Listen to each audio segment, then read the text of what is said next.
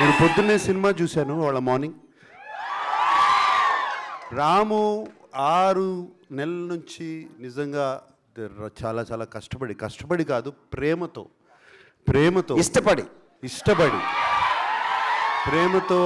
ఇష్టపడి ప్రతి sound track, ప్రతి ఎవ్రీథింగ్ ఆ ఒరిజినల్ సినిమా చేసినట్టు మళ్ళీ దీన్ని ఇంకొక మైల్ స్టోన్గా నిలబెట్టాలని చెప్పి చేశాడు. వాళ్ళ మార్నింగే చూశాను, ఇప్పటివరకు ఏమీ చూడలేదు. చూసిన తర్వాత Ramu asked me to see the film and I saw it this morning. It is outstanding, just out standing.